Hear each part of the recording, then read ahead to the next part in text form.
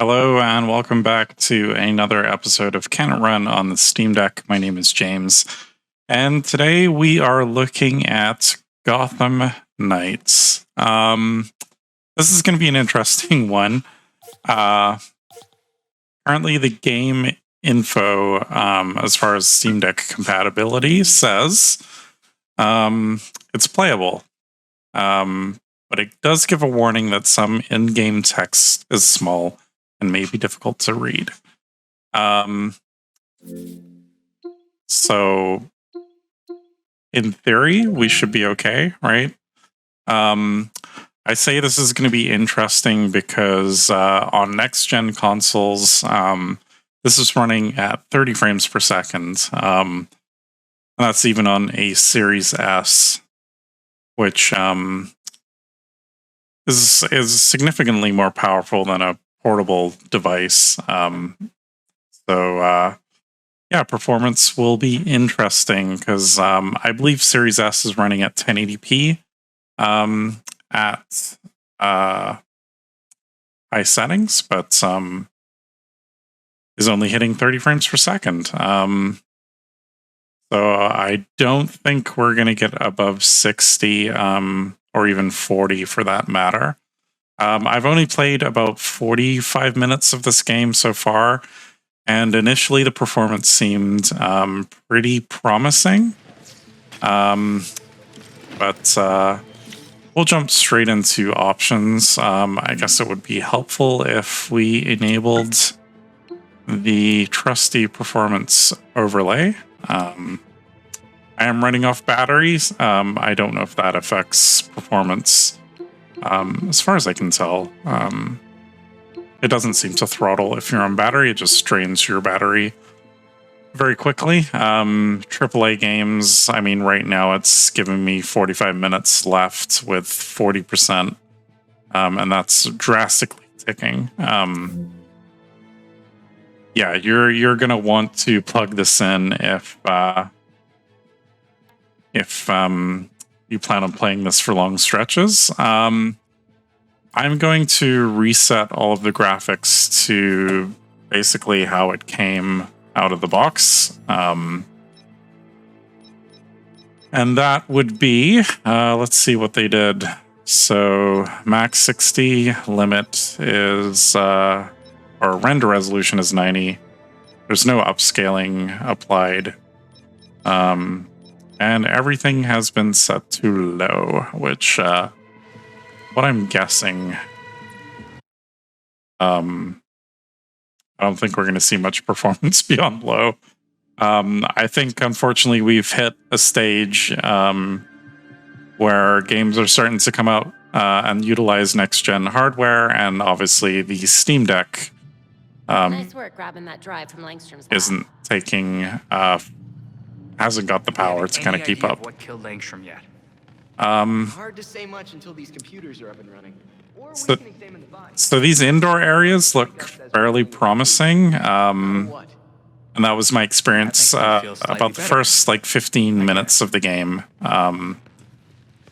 It was fairly indoor and a lot of cutscenes, and it seemed like, okay, this game actually might run not too badly, but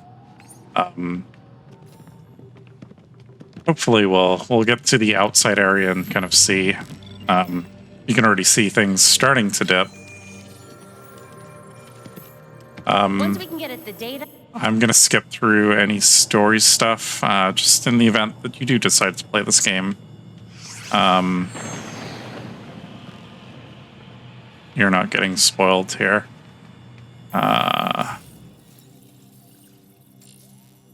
This game, as far as I can tell, it wasn't reviewed greatly. I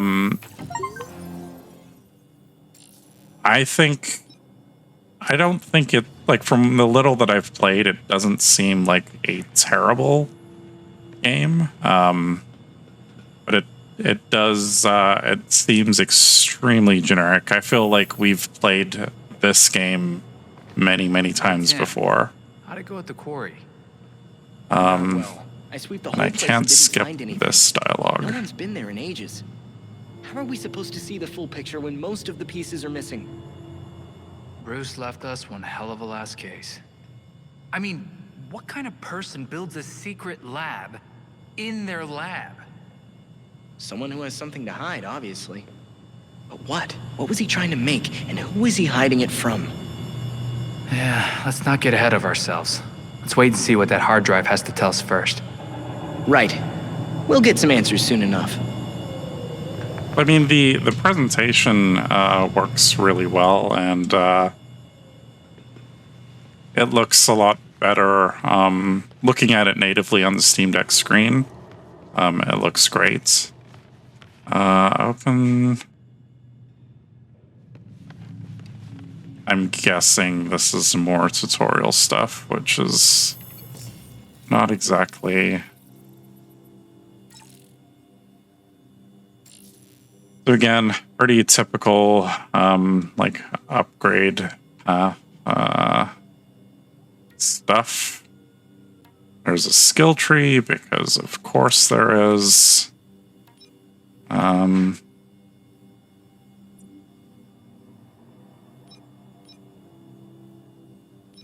Is it wanting me to? Okay. Enter. Okay. You don't think the freaks had anything to do with the murder, do you? Just send me outside, Freaks please. have no qualms about killing people. Still, this isn't their MO. I doubt it was them. Great. Can I just leave? That narrows it down to every other criminal. No, you're not going to let me leave. Exactly.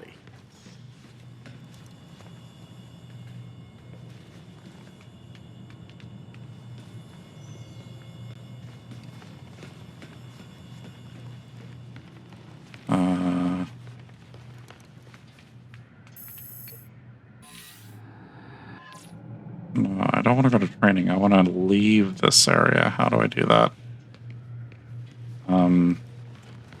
Maybe the big door that says exit? Accept. All right. Yeah, like I said, indoor areas seem to, the frame rate kind of holds up. You could probably lock it to a steady 30. It's a little different story once we head outside.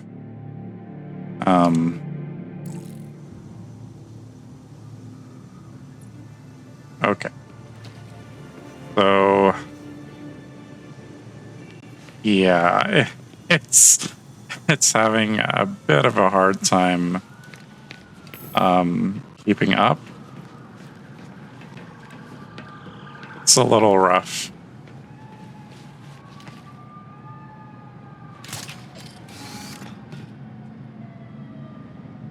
Honestly, I think with a game like this, and even my last video when I looked at Hogwarts, which actually ran, I feel ran a little bit better than this does. I think these games may work if, like, you already have kind of a gaming PC, and you just kind of use the Steam Deck as a way to kind of work through some missions. Am I going to take fall damage if I just fall? I'm actually looking forward to actually booting this up on my desktop PC and actually having it run a little bit better. What I really noticed was you can call your little bike here. Just going to turn that down a little bit. But you'll see as I start driving through the city, like we're getting mid to low 20s. And not great. Again, it's playable, quote unquote, I guess. I guess it really depends your tolerance for putting up with this kind of stuff. Personally, I don't think if the Steam Deck is your only way of playing this to even bother. And I think it just kind of works more as like a supplemental, like I said, just kind of chip away at a few missions at a time.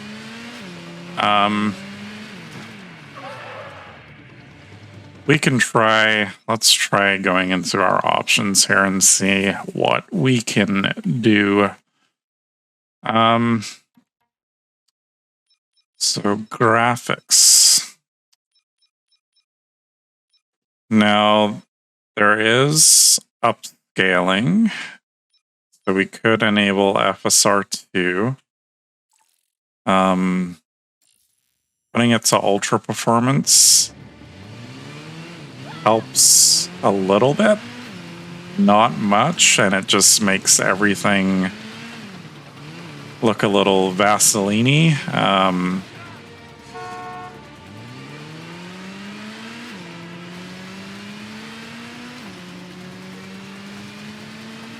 But it's kind of hitting more above 30 than kind of mid to low 20s. But you kind of have to deal with slightly blurry graphics, which even looking at it on natively on the screen, it has that upscaling look. Like I definitely prefer DLSS over AMD's solution. I actually had better luck even in Hogwarts using, I believe it's Intel's solution, XESS. Because I found that it looked a lot cleaner and gave me similar performance to FSR2. Well, yeah, it's bouncing around like here. It's kind of like high 30s, but yeah, we got as low as 23 there, so not great.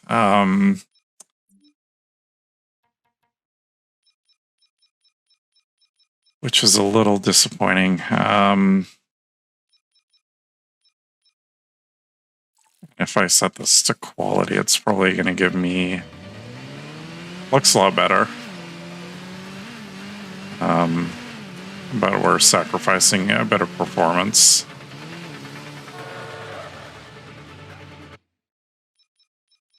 It would be nice if this did hit a solid 30, but it doesn't look like we're getting it, boys. There is some other upscaling. I've never heard of TAUU Gen 5.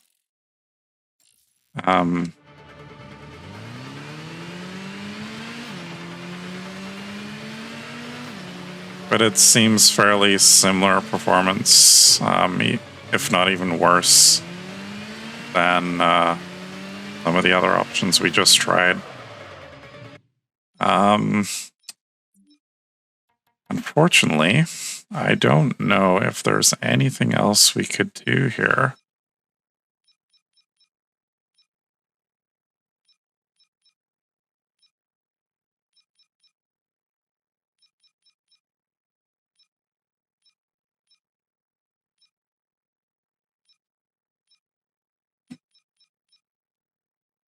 We can't turn down the render resolution any further. And I also can't set, unfortunately, I can't set the resolution lower either, which is kind of annoying. We could try one thing. Actually, some of these settings could probably be turned off.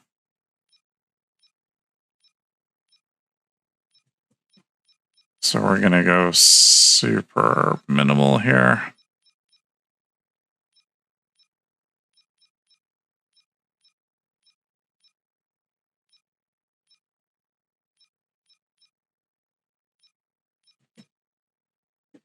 Yeah, this is about as low as we can get.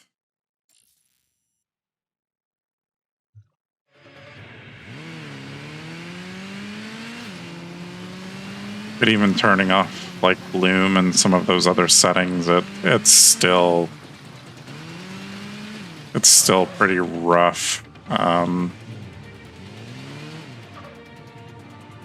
I mean, is it better if we how do I hop off my bike? There we go. Is it better if we hop off our bike and kind of zip around the city? Yeah. I guess when it doesn't have to render in those assets as quick, we're getting a way more playable frame rate.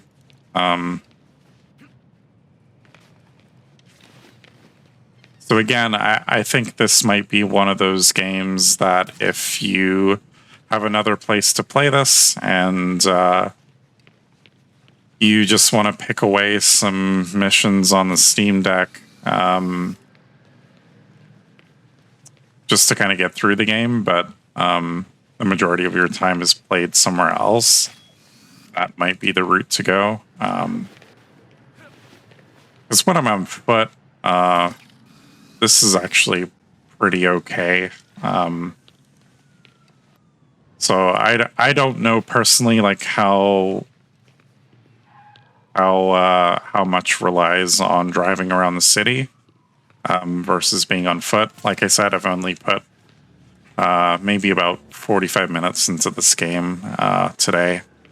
And just as a heads up, if you are interested in picking this game up, it is available as part of a Humble Bundle right now. The nice thing is support, or the money that gets put into this bundle goes to a good cause, and that is for earthquake relief. And I paid about 40 Canadian dollars, and I think it gets you about 70 games, including this. So